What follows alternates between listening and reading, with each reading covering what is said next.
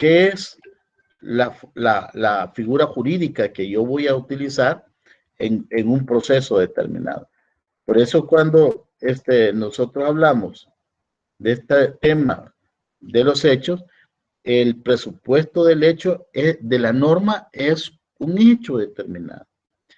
De ahí, fíjense bien, es habitual que en el derecho procesal se establezca que una sentencia judicial explique dos aspectos. Explícanos la sentencia, los hechos jurídicos que se entienden probados y fundamentos de derecho que aplican tales hechos. Entonces, usted va a darse cuenta que cuando estamos viendo la demanda, dice el numeral sexto. O sea, en el numeral quinto del 276 nos habla de los hechos, pero mire el numeral sexto. Dice los argumentos de derecho y las normas jurídicas que sustentan la pretensión. Usted tiene un hecho, hay una norma que va a explicar ese hecho. Ahora, fíjense bien, cuando ya usted ha identificado los hechos y las normas jurídicas que tiene que aplicar, entonces tiene que tener elementos probatorios que acrediten los hechos y la norma jurídica. Entonces usted en la demanda, en los requisitos de la demanda, en el numeral séptimo dice los documentos que acrediten el cumplimiento de los presupuestos procesales, los que fundamenten la pretensión y los informes periciales. Entonces, usted tiene un hecho, tiene una norma jurídica, tiene unos medios probatorios y como consecuencia, fíjense bien, tiene que tener las pretensiones que usted tiene en el presente caso. De ahí cuando en el artículo 276 le dice, en el inciso penúltimo, cuando sean varias las pretensiones que se planteen, se expresarán en la petición con la separación debida. Entonces, cuando estamos hablando del tema de los hechos, hay que poner especial atención porque los hechos nos están determinando hechos, normas jurídicas, pruebas y pretensiones. Y aquí dice, es la habilidad que en el derecho procesal se establezca que una sentencia judicial explique dos aspectos, hechos jurídicos que se entienden probados y fundamentos de derecho a aplicar a tales hechos. Aquí es importante relacionar el artículo 216, 217, 218 y el artículo 416 del Código Procesal Civil y Mercantil. Entonces, así el fallo o sentencia vendrá fundamentado por estas dos categorías, según la Ortolan, la función de los hechos en la jurisprudencia es función eficiente. Entonces, este tema de la relación jurídica va aparejado que sepamos ver cómo funcionan los hechos.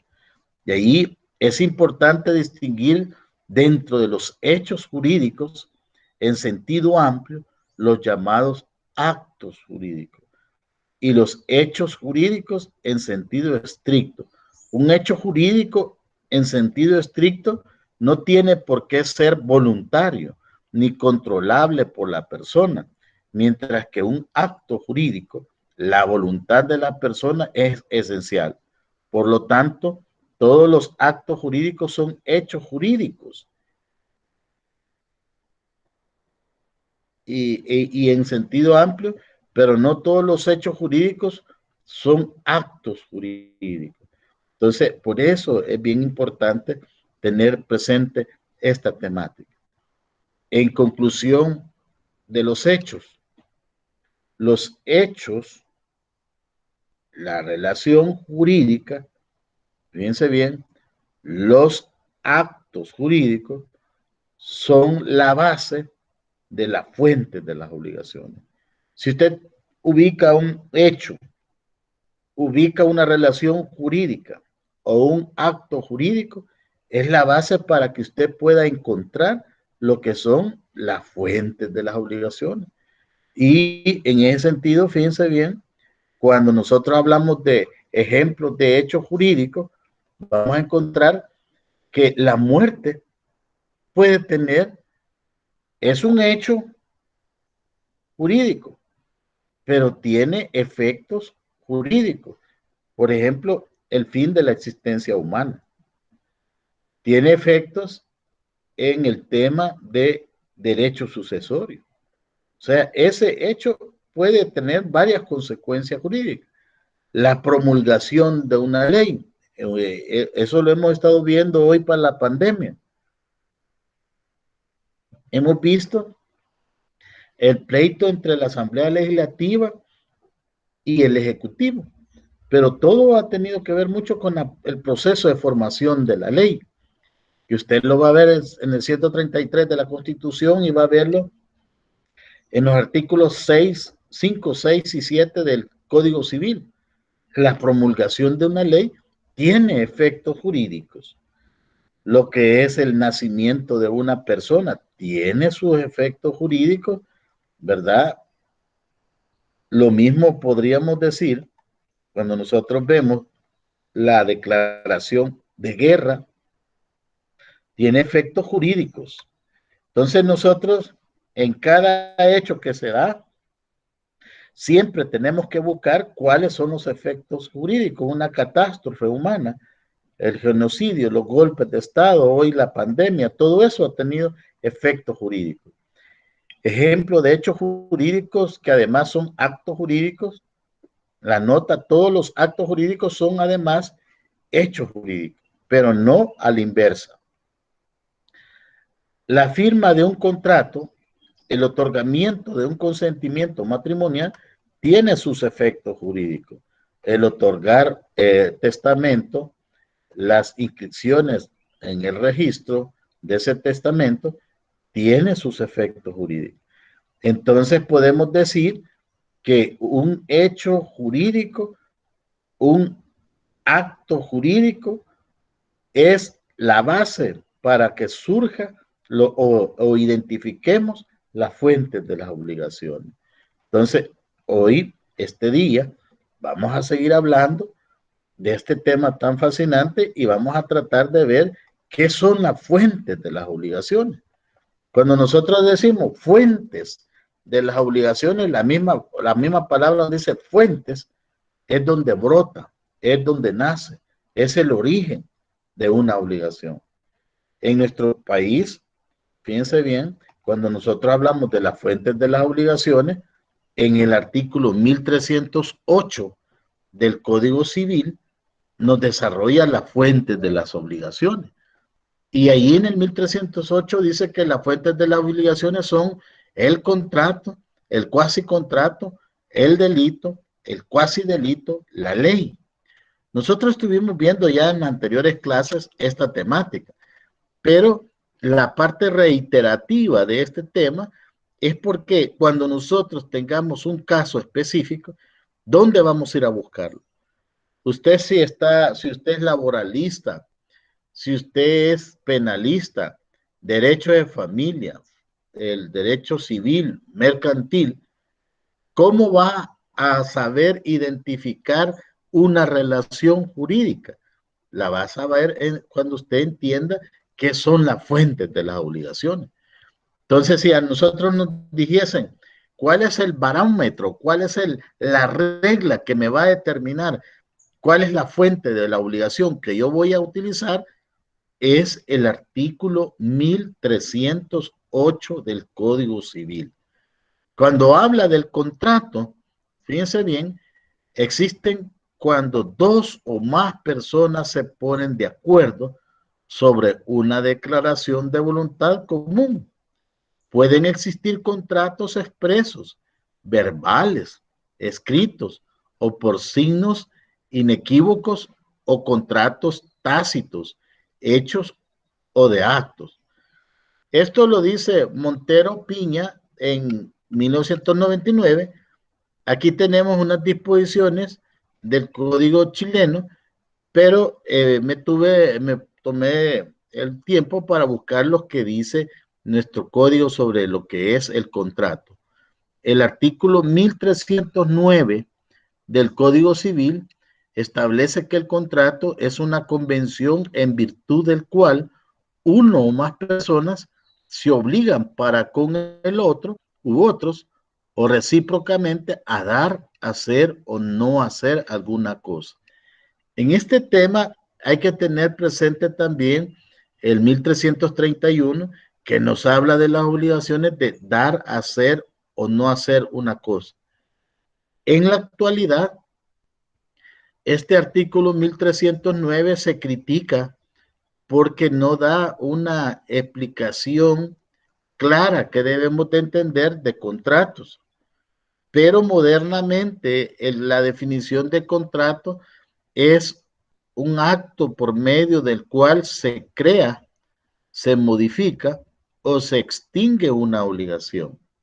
Los contratos, fíjense bien, tienen clasificación de contratos.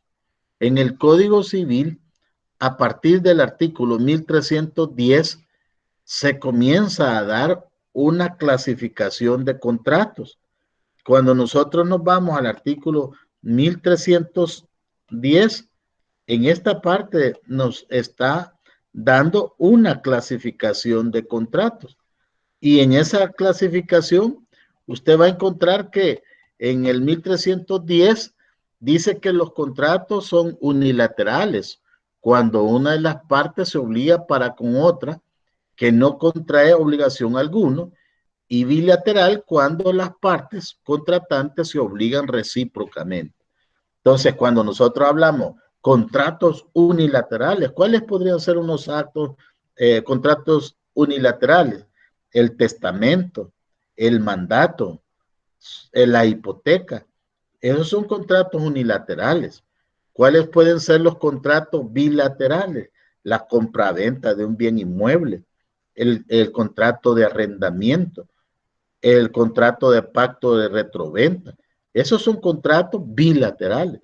Entonces, bien importante, porque cuando nosotros hablamos de la clasificación de los contratos, la primera gran clasificación de contratos que debemos de identificar es que hay contratos verbales y hay contratos escritos. Es la primera gran división.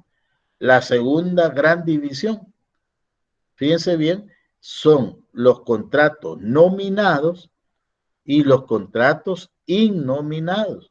Cuando hablamos de contratos innominados, son todos aquellos que no están descritos en la ley. ¿Cuáles son los contratos nominados? Son todos aquellos actos o contratos que están regulados en la ley. O sea, cuando nosotros decimos los innominados, esos no están en la ley. Los nominados son los que están en la ley. ¿Cuáles son los contratos verbales? Lo que la costumbre hace verbalmente. Del artículo 2 del Código Civil le habla a ustedes los contratos verbales. Entonces, ¿por qué decimos contratos verbales? Porque esos son de la palabra. Entonces, en derecho mercantil se usa mucho el tema de los contratos verbales. Y en materia civil, pues nosotros siempre encontramos por regla general contratos por escrito. Entonces, volviendo de nuevo, cuando hablamos de la clasificación de contratos, la primera gran clasificación son contratos verbales, contratos escritos. ¿Cuál es la segunda gran clasificación? Contratos innominados, contratos nominados. ¿Cuáles son los contratos innominados? Son todos aquellos que no están descritos en la ley. ¿Cuáles son los contratos nominados? Son todos aquellos que están descritos en la ley.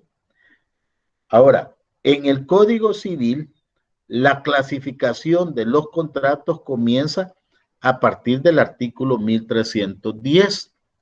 En el artículo 1310 nos desarrolla a nosotros que el contrato es unilateral cuando una de las partes se obliga para con otra que no contrae obligaciones algunas. Y bilaterales, cuando las partes contratantes se obligan recíprocamente. Entonces, ejemplos de contratos unilaterales son el mandato, la hipoteca, el testamento.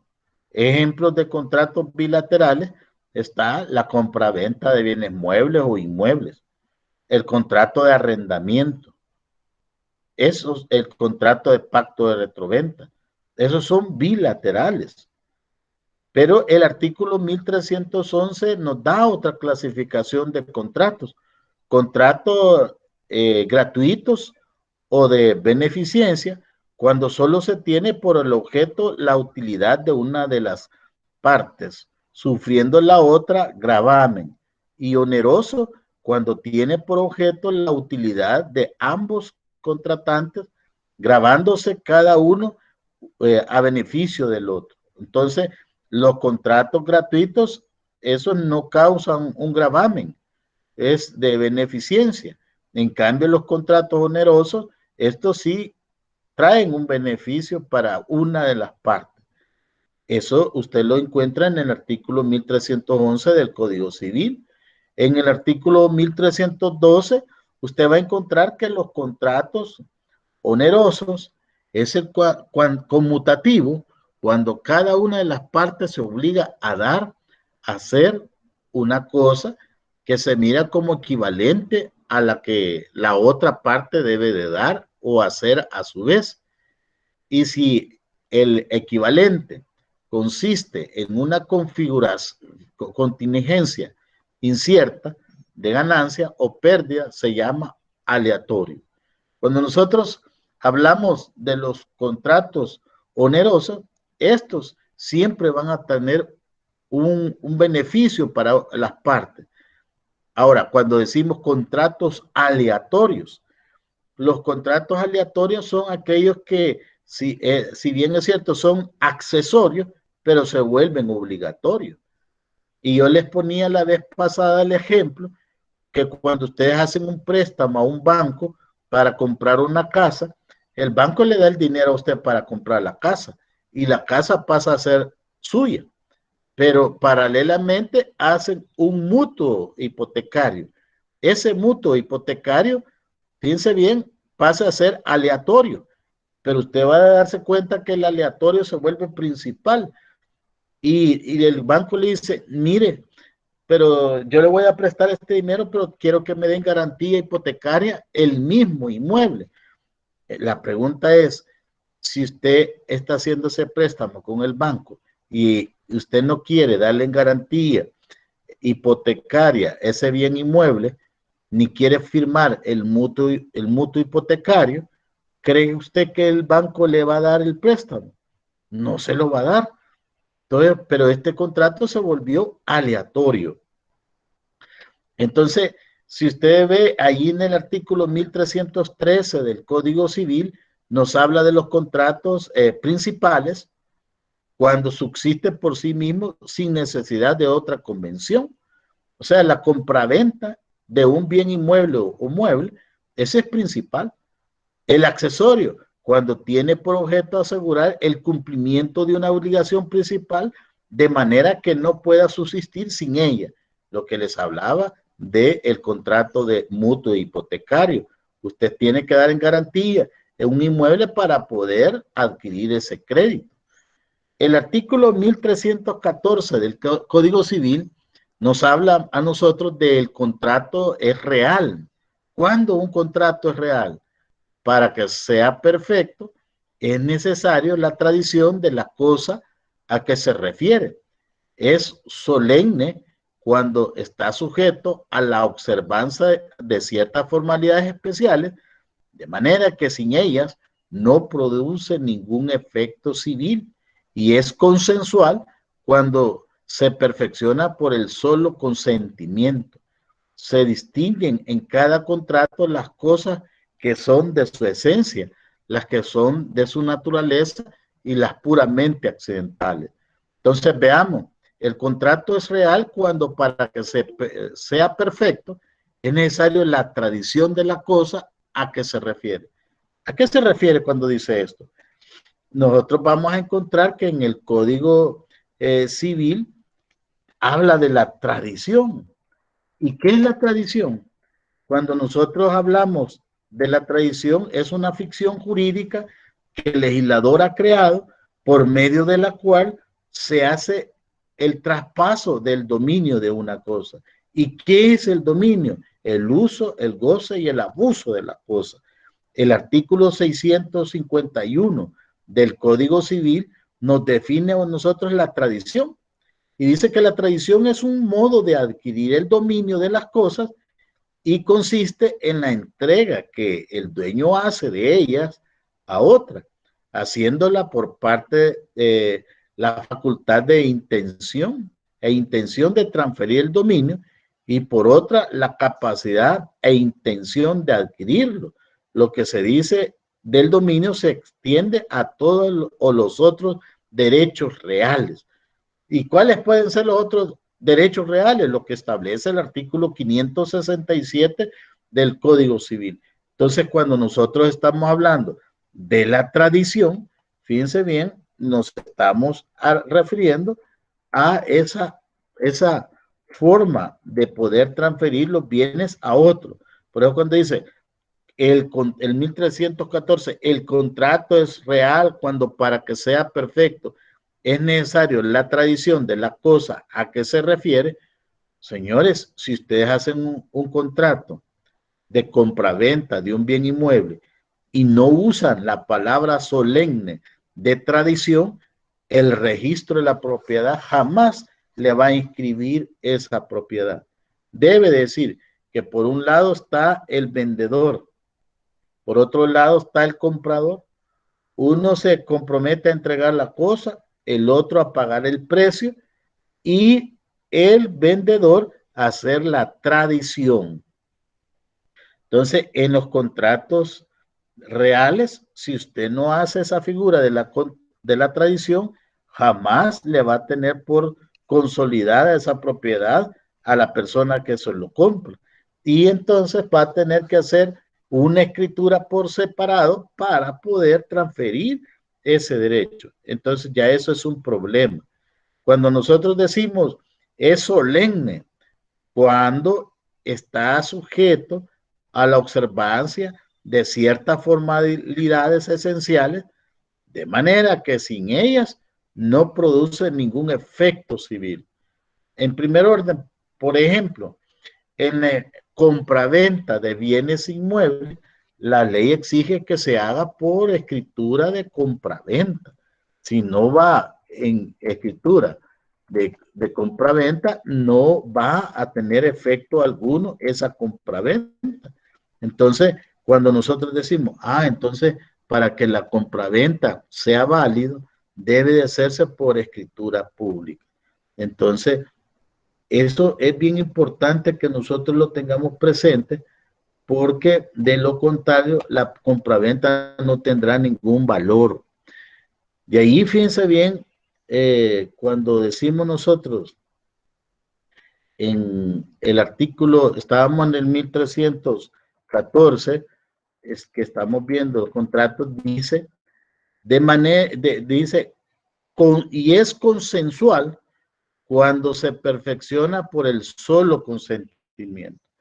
Por ejemplo, cuando usted hace una donación irrevocable, esa donación no va a tener ningún valor si no es ratificada por la parte contraria esa donación. La persona que está recibiendo la donación debe de aceptarla. Entonces, ahí, ¿qué es lo que está haciendo? Dando el consentimiento. De ahí ustedes van a encontrar que en el artículo 1315 del Código Civil nos habla, son de la esencia de un contrato aquellas cosas sin las cuales o no producen efecto alguno o degeneran en otro contrato diferente. Son de la naturaleza de un contrato las que no tienen, siendo esenciales en él, se entiende pertenecerle sin necesidad de una cláusula especial y son accidentales a un contrato aquellas que ni esencial ni naturalmente le pertenecen y que se agregan por medio de la cláusula especial. Entonces, cuando hablamos del artículo 1315, dice, son de la esencia de un contrato aquellas cosas sin las cuales o no produce efecto alguno o degenera en otro contrato diferente. Yo les decía, si hace una compraventa de un bien inmueble, una hipoteca debe de constar por escrito, pero cuando un acto contrato de compraventa, por decirle un ejemplo, se convierte en otro. Por ejemplo, cuando un papá le está vendiendo una propiedad a un hijo, la ley refuta que es donación. O sea, no puede ser compraventa, sino que una donación. Son de la naturaleza de un contrato las que no siendo esenciales en él, se entiende pertenecer sin necesidad de una cláusula especial. En el artículo 1360 del Código Civil existe la condición resolutoria. Todos los contratos, toditos los contratos, aunque usted no mencione el artículo 1360, esa condición resolutoria existe, subsiste en el contrato. En el 1360 del Código Civil dice que en los contratos bilaterales va envuelta la condición resolutoria de no cumplirse por uno de los contratantes lo pactado. Entonces nos está diciendo ahí, mire, siempre que alguien haga un acto contrato y no lo quiere cumplir, le vamos a aplicar el artículo 1360, aunque no lo hayan manifestado en el acto contrato. Entonces, ojo, cuando nosotros estamos viendo este tema de los contratos, es bien importante manejar esos aspectos. Cómo manejar también los requisitos de existencia y de validez de un acto o declaración de voluntad. El artículo 1316 establece que para que una persona se obligue a otra por un acto o declaración de voluntad, es necesario, primero, que sea legalmente capaz. ¿Y cuáles son las personas legalmente capaces? Las que no han sido declaradas interdictas. En el artículo 1317 establece que toda persona es legalmente capaz, excepto aquellas que la ley declara incapaces.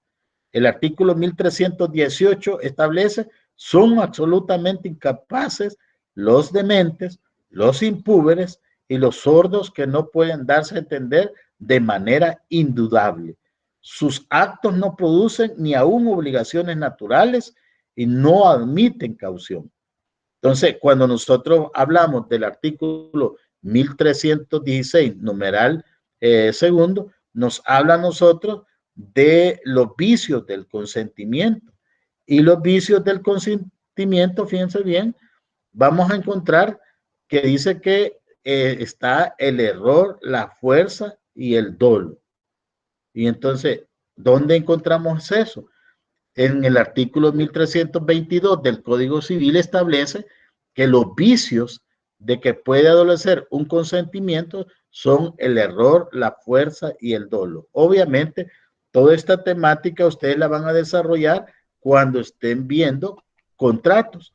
Ahora solo estamos viendo, ¿verdad?, aspectos bien genéricos de esta figura. Entonces, el contrato, fíjense bien, es una declaración de voluntad. El contrato es una convención donde se está manifestando voluntades, pero la definición acertada o adecuada de contrato es por medio del cual se crea, se modifica o se extingue obligaciones. El artículo 1309 del Código Civil es criticado porque está tratando de dar una explicación de un contrato inadecuado. Entonces, cuando nosotros estamos viendo esta figura, obviamente pues tenemos que tener presente que cuando nosotros hablamos de los contratos, son manifestaciones de voluntad. Entonces, luego viene la figura que es el cuasi contrato. El cuasi contrato, fíjense bien, en el cuasi contrato es un acto de voluntad lícito y no convencional, del cual resulta una obligación de un tercero a favor del sujeto que realiza el acto o una obligación recíproca entre ambos. El artículo 2036 del Código Civil salvadoreño establece que hay tres principales cuasi contratos: la agencia oficiosa, el pago de lo no debido y la comunidad. Entonces, cuando nosotros hablamos de esta figura, es importante tener presente lo que estuvimos viendo en clases anteriores, que cuando hablábamos de lo que es el cuasi contrato, el artículo 2035 dice que las obligaciones que se contraen sin convención nacen de la ley o del hecho voluntario o de una de las partes. Las que nacen de la ley se expresan en ella. Si el hecho de que nacen es lícito, constituye un cuasi contrato.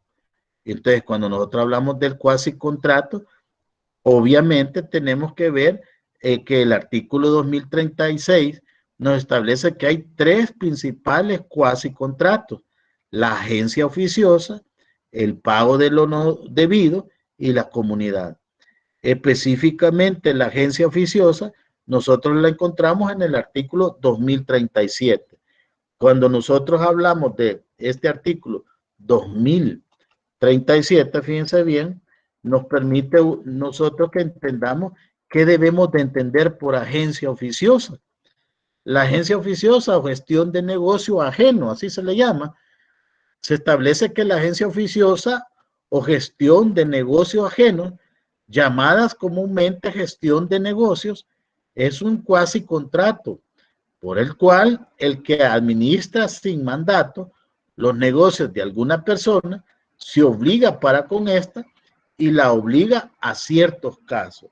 Entonces, cuando nosotros hablamos del cuasi contrato, yo les ponía el ejemplo cuando el propietario de una empresa todos los meses es el que hace el contrato de suministro de materiales o materia prima, pero por A o B motivos en esa oportunidad él no se encuentra, pero sí se encuentra el gerente de operaciones y él decide firmar ese contrato sin la autorización del dueño. A eso se le llama agencia oficiosa. Entonces, cuando se hace sin el debido permiso que corresponda del propietario de la empresa. De ahí, fíjense bien, cuando nosotros hablamos del tipo de la agencia oficiosa, también en el 2046 del Código Civil nos habla del pago de lo no debido. El artículo 2046 dice que si el que por error ha hecho un pago prueba que no debía, tiene el derecho para repetir lo pagado. O sea, muchas veces usted por un error fue a pagar dos cuotas de una sola vez cuando solo tenía que pagar una tan sola cuota. Entonces ahí hay un pago de lo no debido. Y el pago de lo no debido lo lleva a usted a que le puedan devolver la cantidad de la cantidad de dinero que pagó de más, ¿verdad? Entonces, por eso es bien importante manejar estas figuras, porque nos van a permitir, ¿verdad? Poder resolver una infinidad de problemas, ¿verdad? Entonces, cuando nosotros hablamos de la comunidad, cuando decimos el cuasi contrato de comunidad, en el artículo 2055 del Código Civil, dice que la comunidad es una cosa universal o singular entre dos o más personas sin que ninguna de ellas haya contratado sociedad o celebrado otra convención relativa a la misma cosa. Es una especie de cuasi contrato. El derecho de cada uno de los comuneros sobre la cosa común es el mismo que el de los dos socios en el haber social. Entonces, cuando nosotros hablamos de la comunidad, ahí existe una figura muy interesante porque dice que la comunidad es una cosa universal o singular entre dos o más personas, sin que ninguna de ellas haya contratado sociedad o celebrado otra convención relativa a la misma cosa. Es una especie de cuasi contrato. Entonces, cuando nosotros hablamos de la cuasi contrato de la comunidad, por ejemplo, cuando alguien se muere su padre y deja un inmueble y hay 10 hermanos, ahí hay una comunidad porque les pertenece a todos les pertenece esa propiedad. Entonces, por eso es bien importante cuando nosotros vemos esta figura que estamos analizando del contrato. En el contrato, pues prácticamente estamos viendo esos elementos. Entonces, vean, hemos visto lo que es el contrato, lo que es el cuasi contrato y veamos el delito. En el Código Penal, el principio de legalidad en el Código Penal salvadoreño establece en el artículo 1 que nadie podrá ser sancionado por una acción u omisión que la ley penal no haya descrito en forma previa, precisa e inequívoca como delito o falta, ni podrá ser sometido a penas o medidas de seguridad que la ley no haya establecido con anterioridad. No podrá configurarse delito o falta, ni imponerse pena o medida de seguridad por la aplicación analógica de la ley penal. Entonces, el delito, fíjense bien, va acompañado del concepto de dolo. Para nosotros, en materia civil, es bien trascendental esta figura del delito, porque en el artículo 42 nos define qué debemos de entender por dolo. Y el dolo, fíjense bien, prácticamente es la intención de querer causarle injuria a alguien. Por eso cuando nos vamos al artículo 42, inciso último, dice que el dolo consiste en la intención positiva de inferir injuria a la persona o propiedad de otro. Entonces, cuando nosotros hablamos, fíjense bien, del delito, el delito a nosotros nos va a llevar al dolo. No puede haber delito sin dolo. Entonces, en materia penal, el artículo en materia penal, en el artículo 114 y siguiente, nos establece que frente a la comisión de todo delito va a haber obligación civil. Si usted se va al artículo 2065 del Código Civil, va a encontrar que frente a la comisión de un delito siempre va a haber una responsabilidad civil. Por eso cuando dice el que ha cometido un delito, cuasi delito o falta, es obligado a indemnización sin perjuicio de la pena que le impongan las leyes por el hecho cometido. Entonces, cuando nosotros hablamos de el delito es una fuente de la obligación. Y entonces cuando nosotros decimos, entonces cuando yo hable de delito, yo siempre tengo que buscar que existe un dolo, ¿verdad? Entonces, por eso es bien importante manejar la fuente de las obligaciones. Luego podemos ver que nos dice la acción dañosa. O sea, cuando usted dice cuasi delito, ¿qué debemos de entender por cuasi delito? Fíjense bien, cuando nosotros decimos cuasi delito, no hay intención de producir un daño. De la misma forma, debe ser indemnizado. Esta figura del cuasi delito, nosotros la encontramos desarrollado en el artículo 42 del Código Civil.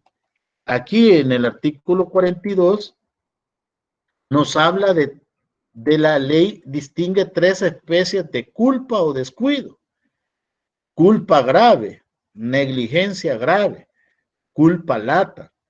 Es la que consiste en no manejar los negocios ajenos con aquel cuidado que aún las personas negligentes y de poca prudencia suelen emplear en sus negocios propios. Esta culpa en materia civil equivale al dolo. Luego tenemos la culpa leve, descuido ligero, es la falta de aquella diligencia y cuidado que los hombres emplean ordinariamente en sus negocios propios. La culpa o descuido, sin otra calificación, significa culpa o descuido leve. Esta especie de culpa se opone a la diligencia o cuidado ordinario o mediano.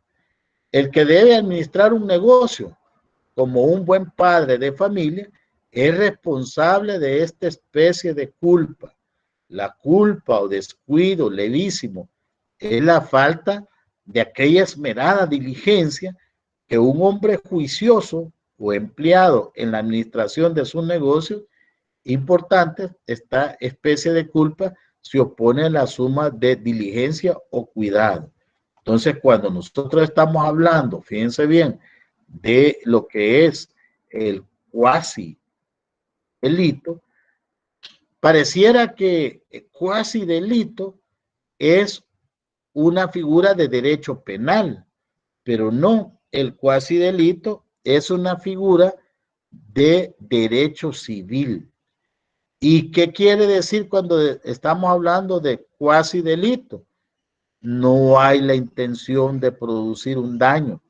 De la misma forma debe ser indemnizado. O sea, no tenía la intención dolosa de quererle causar un daño, pero fue negligente y la negligencia se paga, ¿verdad? Por eso la acción dañosa para otra persona que se ha realizado sin ánimo de perjudicarla o acción de que siendo ajeno debe una responder por algún motivo. Luego tenemos el tema de la ley. La ley, fíjense bien, manda, permite y prohíbe. Cuando nosotros hablamos de la ley, todas las obligaciones provenientes de la ley puede crear fuentes de las obligaciones. Entonces, cuando nosotros hablamos de la ley, tenemos que tener presente a qué va a suceder con la ley. La ley es producida por la Asamblea Legislativa. ¿Y qué propósito se busca con la ley? Bueno, veamos qué nos dice el Código Civil sobre la ley. Cuando nosotros vamos al Código Civil, en el título preliminar, nos define qué debemos de entender por ley. Por ley. Y el artículo 1 dice que la ley es una declaración de voluntad soberana que manifestada en la forma prescrita por la Constitución manda, prohíbe y permite. Y fíjense bien, en el artículo 1308 no se encuentra la fuente de la obligación de la costumbre, pero el artículo 2 del Código Civil establece que la costumbre no constituye derecho, sino en los casos en que la ley se remita a ella. Entonces, cuando nosotros hablamos de la costumbre, van a encontrar que en el Código Civil y en el Código Mercantil vamos a encontrar el tema de la costumbre. Pero también en el derecho procesal, fíjense bien, vamos a encontrar que el objeto de la prueba, y en el 313 se dice que la prueba tendrá por objeto, numeral segundo, la costumbre, siempre que las partes no se opongan de acuerdo sobre su existencia o sobre su contenido. Entonces, el tema de la costumbre, fíjense bien, también la encontramos en las exenciones de la prueba. En el artículo 314, numeral cuarto del Código Procesal Civil establece que la costumbre si las partes estuvieran conformes con su existencia y contenido y sus normas no afectan el orden público. Entonces, fíjense, en esta oportunidad hemos visto prácticamente lo que es el contrato, los cuasi contratos, los delitos, los cuasi delitos, la ley y la costumbre.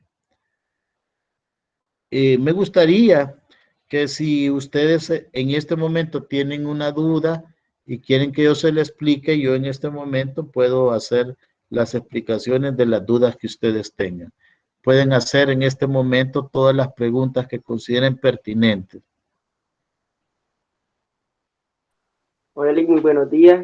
Quisiera saber con respecto a los contratos nominados. Usted dijo de que no Sí, estaban regulados en la ley, va. Quisiera saber algunos ejemplos con respecto a los contratos nominados y si puede ser la costumbre como una base fundamental dentro de esos contratos nominados.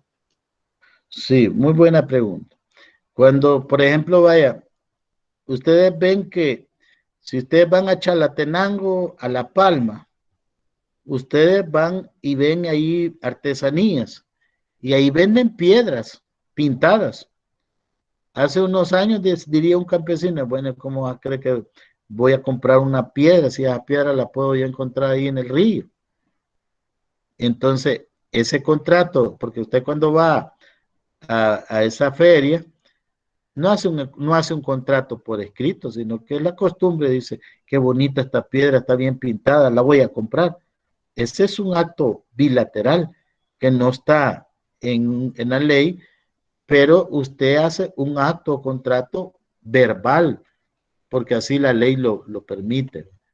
Ese podría ser un ejemplo, ¿verdad? Y obviamente tiene vinculancia con la costumbre. Los contratos, puede decir verbales, los innominados, están regidos también por la costumbre. No sé si le contesto la pregunta. Sí, es que tenía esa duda con respecto a eso de los contratos nominados, pero ya me aclaró la situación. Muchas gracias. Bueno, por ejemplo, cuando usted sube al bus, usted no hace nada por escrito, solo le paga el pasaje y el señor lo deja pasar. Ok, ¿hay alguna otra pregunta? También otra pregunta con respecto a los hechos jurídicos. Se podría decir que también el caso fortuito y es un ejemplo de hechos jurídicos. Sí, por supuesto, o sea, el caso fortuito es un hecho jurídico. Acordemos lo que estuvimos viendo, ¿verdad? Que un hecho jurídico puede ser por la mano del hombre o puede ser por la naturaleza.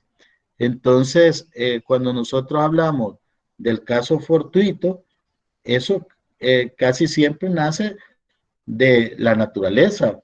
Ahí en el artículo 43 del Código Civil dice que se llama fuerza mayor como un naufragio, un terremoto, la pandemia enemigo, etcétera. El, el gratuito es un hecho jurídico, ¿verdad? No es un acto jurídico, sino un hecho jurídico. ¿Hay alguna otra pregunta? Voy, voy más que me esta gran se la envía a ustedes para que tengan y que me nota que la base no la podemos dar en el sistema, pero sí la tuvimos que dar en esta, ¿verdad? No sé, les doy las gracias y que pasen un buen día. Siempre guardando las reglas de que no pueden ser contaminados. Buen día.